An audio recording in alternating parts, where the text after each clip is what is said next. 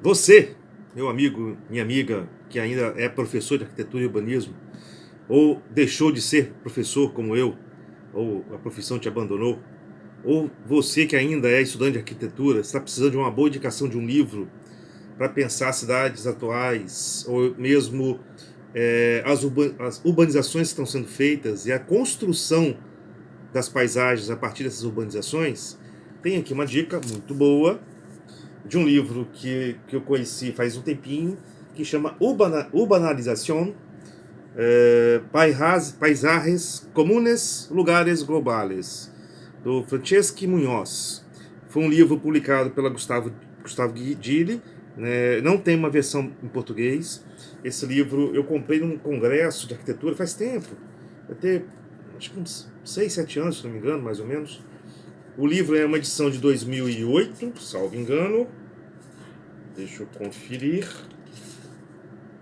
Sim, 2008. Exatamente nesse livro aqui, o Munhoz, ele trabalha, ele junta duas palavras para criar uma terceira muito interessante, muito inteligente, que foi juntar a banalização com a com o urbanismo, ou urbanização, né? Aí virou a urbanalização, né? Ou urbanalização, né? Do meu espanhol aqui bem sem vergonha. É um livro que tem 5 capítulos, né? Mas me interessaram 3 em particular, sendo que um deles eu trabalhei ainda enquanto professor em sala de aula.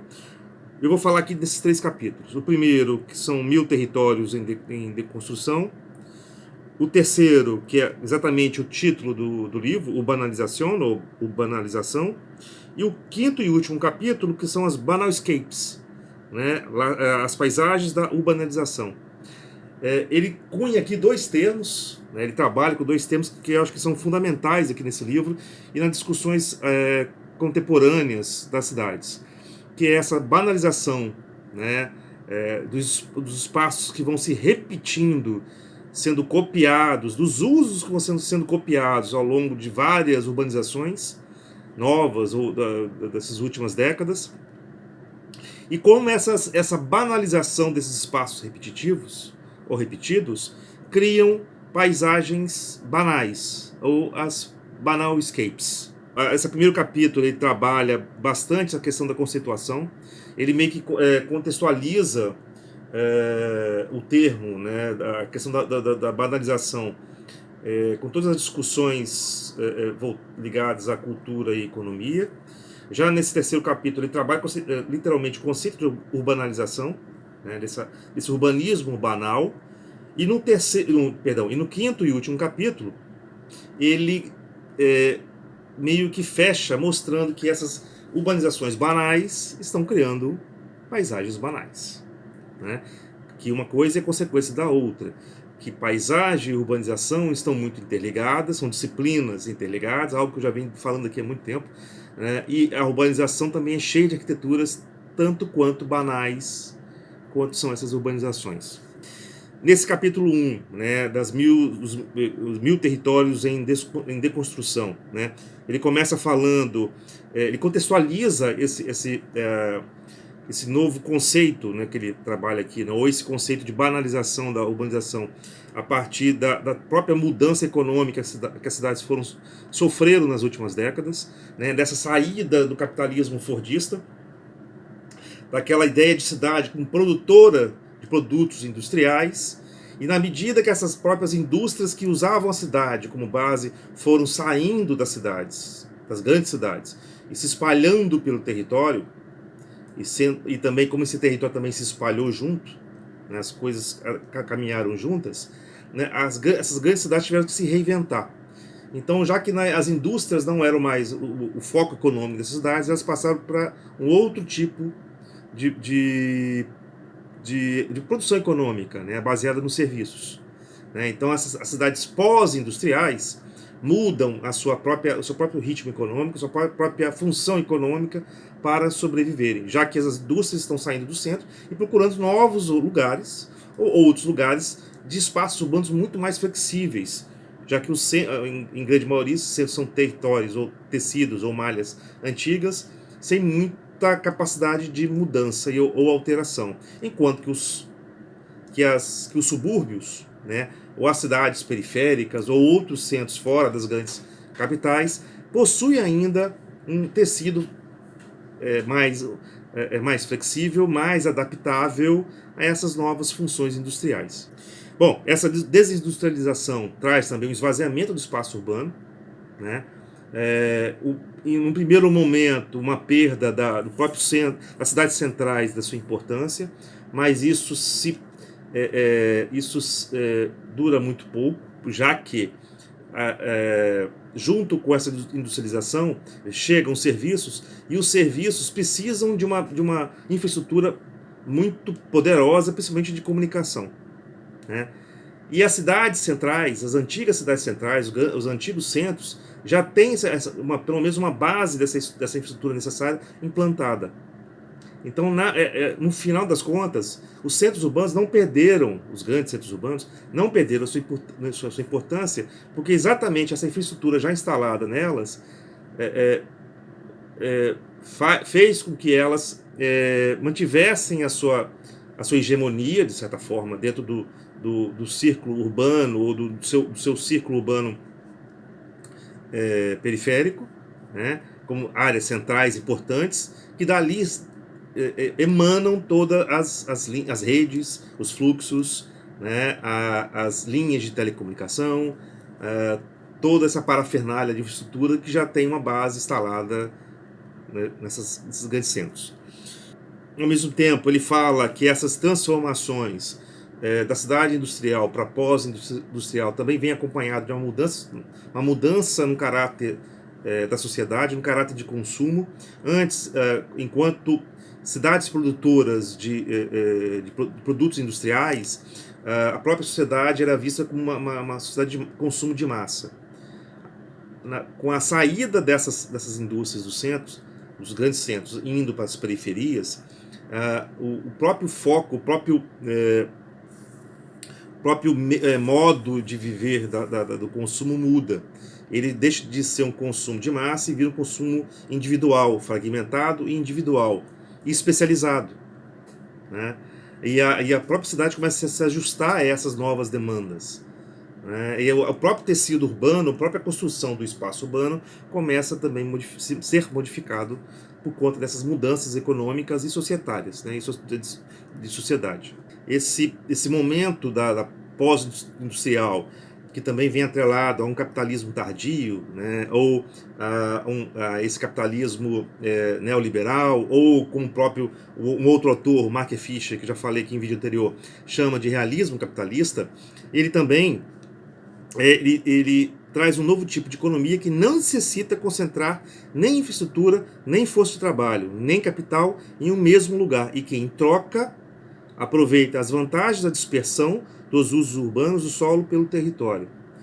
Esse espaço flexível esses espaços flexíveis que começam a surgir nessas cidades periféricas, né, que ainda são territórios novos, abertos a novas experiências urbanas, diferente dos antigos centros urbanos, não tiram, logicamente, como eu falei antes, essa importância dos grandes centros. Muito por conta de serem esses grandes centros, né, os meios, os modos, ou o início dessa dispersão também da infraestrutura. É a partir desses centros que já tem estrutura, né, uma infraestrutura instalada, que essas redes de comunicação, de fluxo, partem para chegar nessas cidades periféricas. Então a importância dos centros se mantém por conta disso, né, por serem centros de poder, né, de poder e deslocamento do fluxo. Pois bem, um outro efeito dessa dispersão, né, das redes, dos fluxos, da própria saída das indústrias para as regiões periféricas, o surgimento de metrópoles.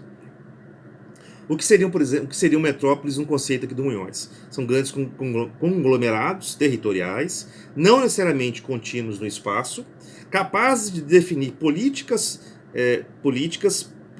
propiciar mudanças econômicas e transformações no espaço. né? Então as grandes metrópoles, ou as metrópoles que surgem a partir desse momento, dessa virada econômica do mundo, lá pela década de 70, por exemplo, o surgimento das metrópoles,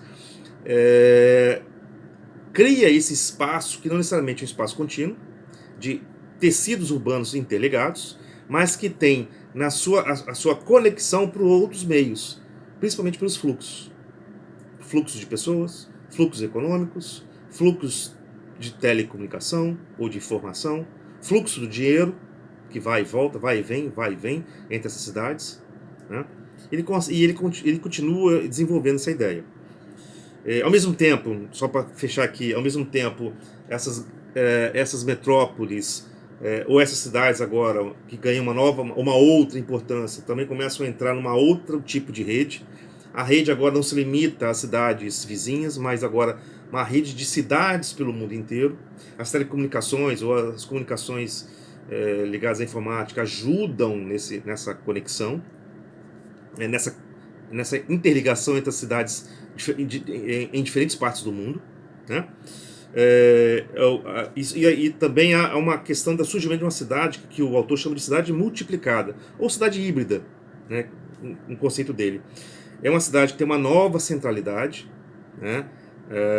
Não é mais o centro agora, não é mais a questão do centro urbano, mas a centralidade pode ser fragmentada. Uma multiplicidade de mobilidades no território, então vários meios de locomoção, de deslocamento, né, de fluxo de pessoas, como eu falei, pessoas, dinheiro. Aí a mobilidade, você pode falar de mobilidade de pessoas, mobilidade de dinheiro, mobilidade de poder, mobilidade de informação e novas maneiras de habitar. Então há outras formas de habitar a cidade. O que eles chamam de habitar não é exatamente morar na cidade, mas usá-la, usufruir do espaço urbano. Tem uma passagem que ele fala aqui, que é o seguinte: a mesma implementação da infraestrutura e tecnologias que possibilitam a dispersão das atividades e os usos urbanos favorece, ao mesmo tempo, a sobrecentralidade das cidades mais importantes.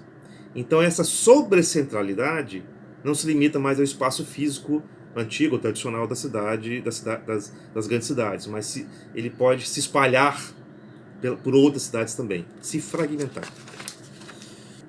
E quanto a essa questão das redes de cidades globais, o Munhoz fala o seguinte, que essa nova centralidade, essa sobrecentralidade, ela tem uma importância, ela dá uma importância à cidade. A cidade agora, a importância dela não é mais pela sua função, mas sim pelo tipo de rede que ela está conectada. Ela representa que rede? Que módulo, que conexão, que núcleo ou grupos de cidades, né, em torno do mundo todo. Então essa agora é a nova importância da cidade. Não exatamente para que ela serve, mas para a quem ela representa dentro de uma multiplicidade de redes pelo mundo todo. De redes globais, vamos chamar assim.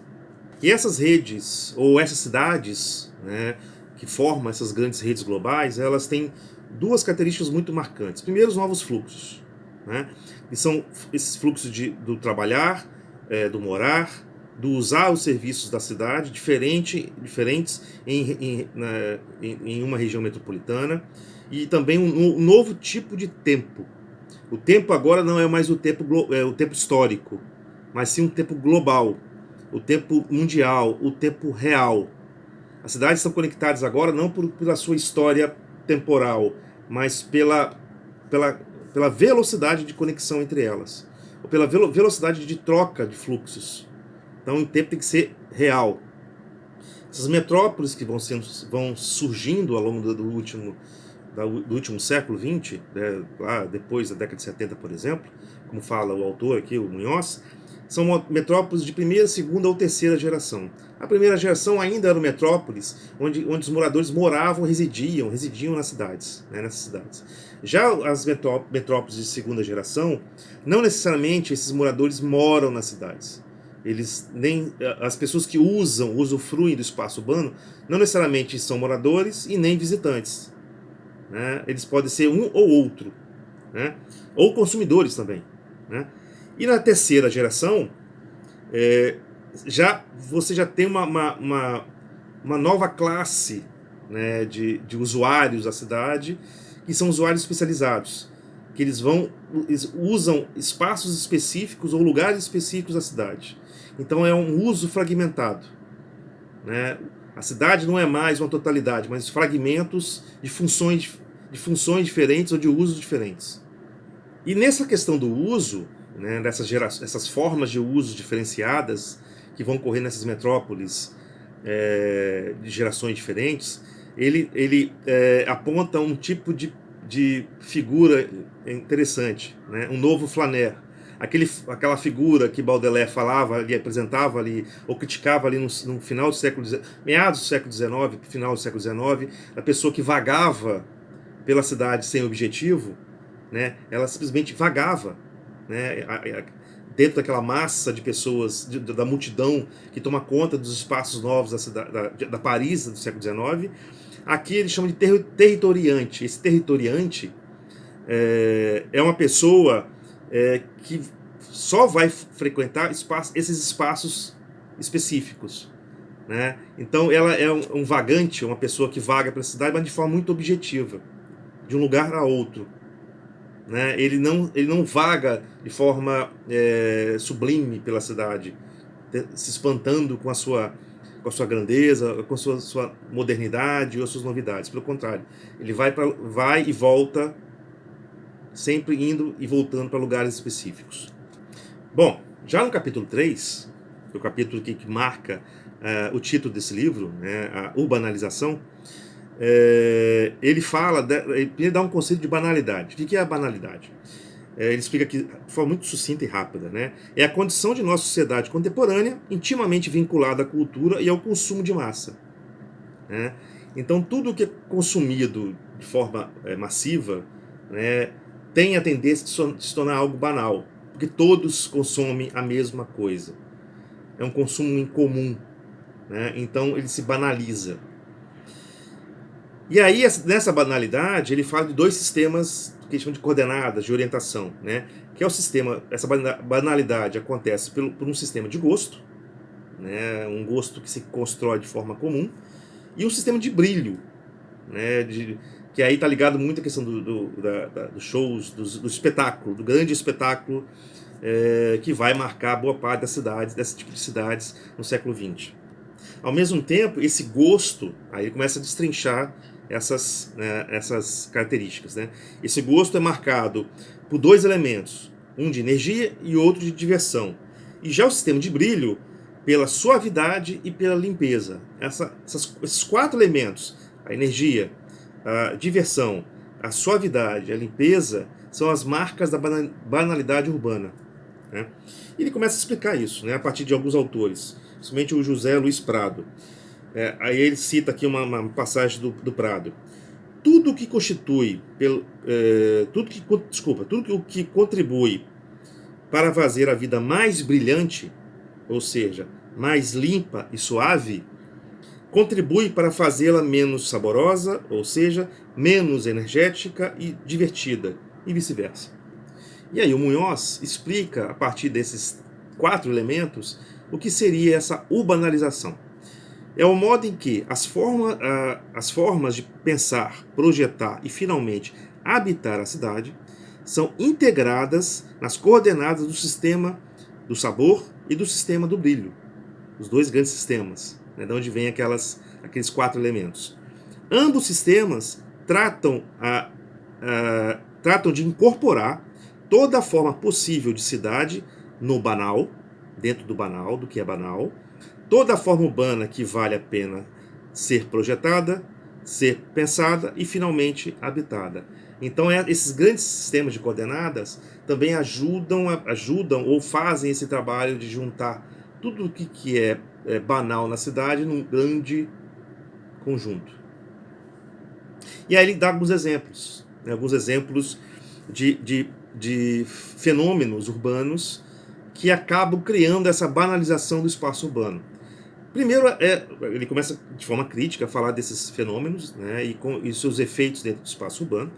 E o primeiro dele são as reabilitações urbanas, né, as grandes urbanizações, né, que ocorreram ao longo dessa último século, principalmente a partir do final da década de 70 e muito fortemente na década de 80 e 90.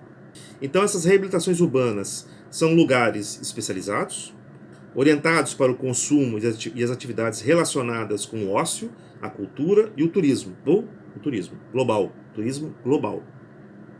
Não é um turismo local, global. Um território divertido, ele vai repetir essa palavra várias vezes, um território divertido, ou de espaços para visita e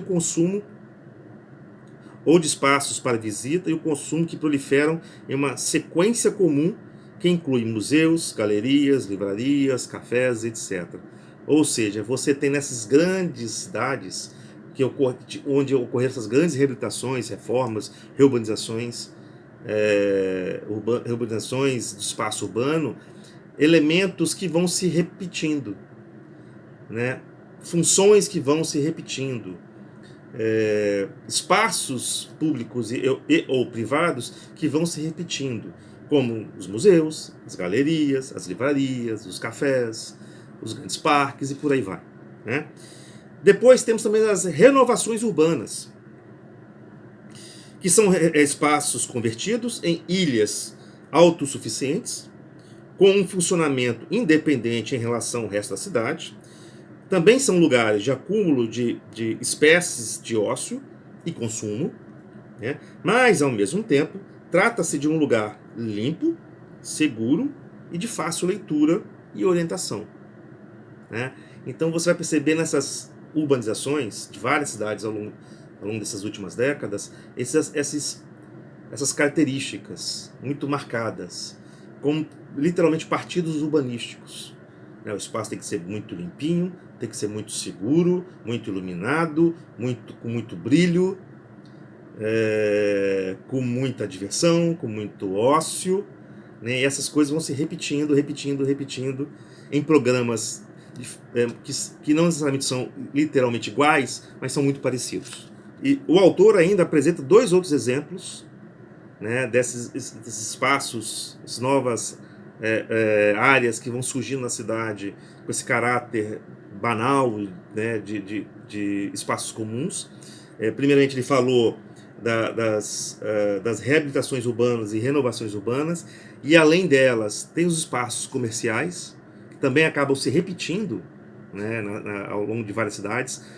Quando você vai num shopping, você acaba indo em um shopping que você vai encontrar o mesmo tipo de shopping em cidades diferentes, por exemplo. Então, o que seriam esses espaços comerciais na concepção dele? São também espaços divertidos. Então, espaços divertidos como lugares de consumo e de acesso a serviços ou espetáculos, mas, ao mesmo tempo, pelas condições antes mencionadas, no caso também de uma frente marítima, que ele cita aqui também, né, que tem a questão da segurança, simplicidade e controle. Então você tem características muito claras, né? São espaços que têm uma segurança muito marcada, né? Eles querem substituir o espaço público. Em geral, em grande maioria, esses espaços comerciais são privados. Então não é à toa que os grandes corredores comerciais de um shopping, ou de uma galeria, ou de um mall, lembram vagamente ali uma rua de comércio. Então é uma troca do espaço público pelo espaço privado, que é um espaço controlado, seguro, climatizado, onde você pode andar o dia inteiro sem ter nem a noção da passagem do tempo, né? E além dos espaços comerciais, também temos as zonas residenciais de baixa densidade. Os condomínios fechados, por exemplo, né? Os condomínios fechados, sejam eles verticais, né, ou horizontais, principalmente os horizontais, né?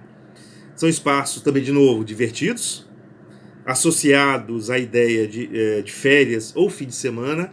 Você passa a pensar bem, esses condomínios fechados parece sempre uma área de um resort.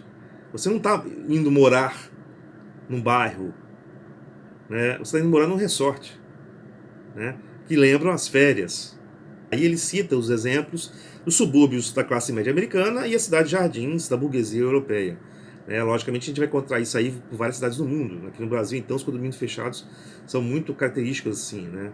Sejam eles verticais ou horizontais. Você parece que você não você passa o dia inteiro na piscina, passa o dia inteiro no clube. E essa banalização, né, essa urbanização ou essa banalização do espaço urbano, ele pode acontecer, segundo Munhoz, por 3 tipos de processos, né? O primeiro processo seria a especialização econômica e funcional dos espaços urbanos, né? A partir de uma redução da diversidade de atividades urbanas, você especializando o seu espaço urbano, você reduz a complexidade daquele espaço. Ele fica muito mais claro, muito mais limpo, muito mais objetivo, né? Uma outra concepção também é a segregação morfológica do espaço urbano, né? A dificuldade de mesclar ou hibridar paisagens ou morfologias urbanas. Você tem uma criação de ilhas de funcionamento especializado, né? Criando também paisagens especializadas, temáticas, né? E sem relação entre si, né? Cada espaço é diferente e eles não se conectam. Você pode conectar a cidade com as redes de cidades, mas não necessariamente os espaços da sociedade banalizada são conectados. E por último, quando ele fala tematização da paisagem, né? Quando você, ao mesmo tempo que você especializa e segrega o espaço urbano, você dá à paisagem um tema. A construção daquele espaço urbano constrói também uma paisagem. As arquiteturas que estão participando da construção daquele espaço urbano também constrói, junto com esse espaço urbano, uma nova paisagem tão temática quanto tão temática quanto a urbanização e quanto a arquitetura ali construídas. Bom, aí ele entra no 5º capítulo, que é o final, o último capítulo do livro, né?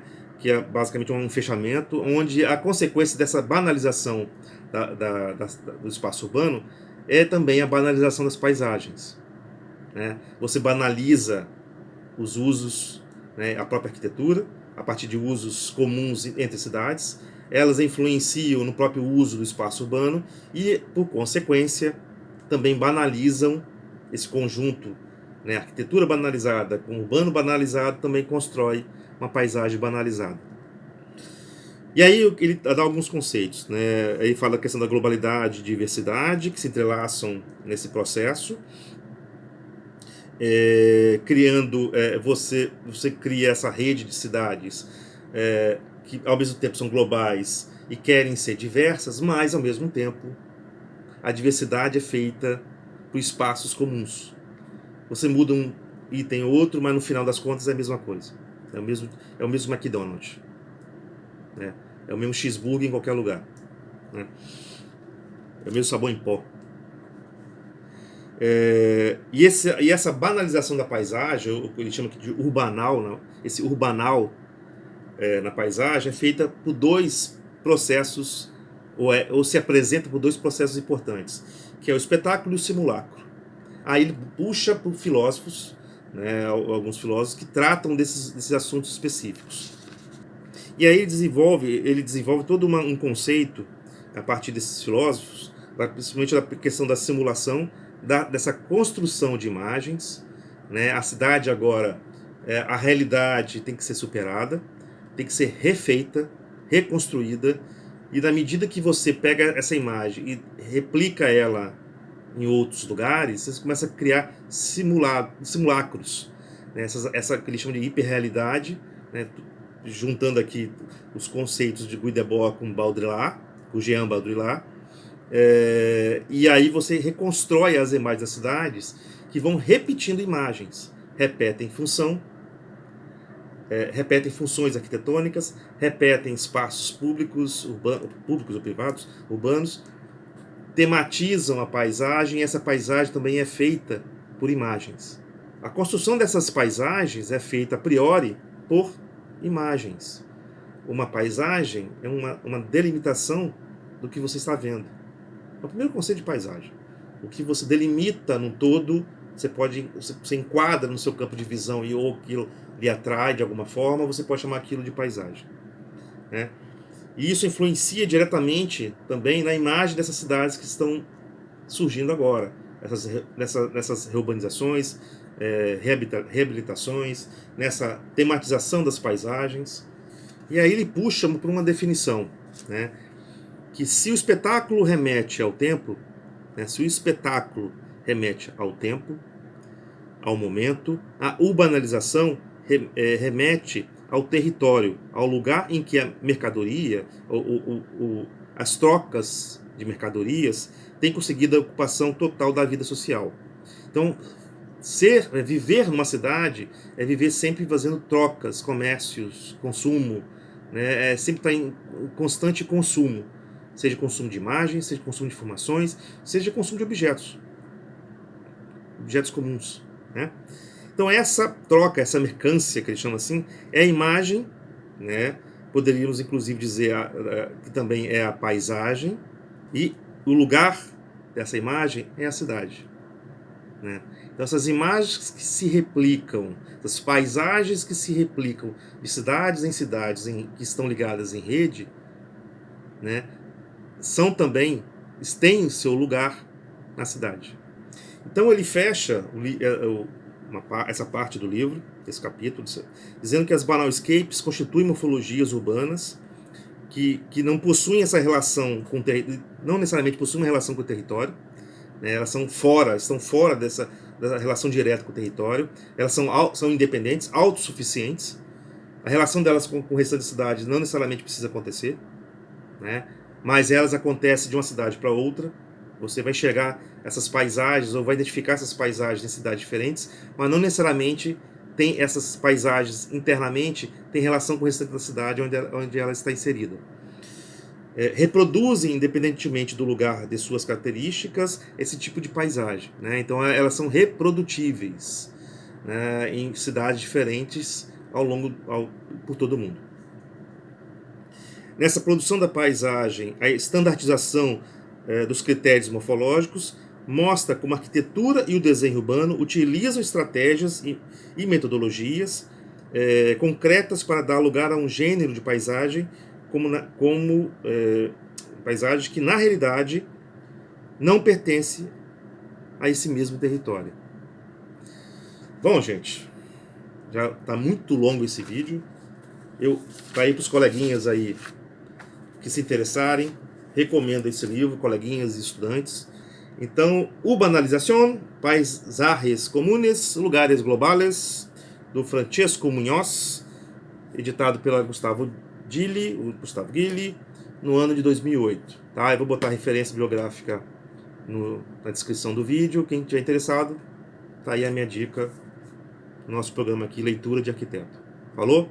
Valeu, gente. Até a próxima.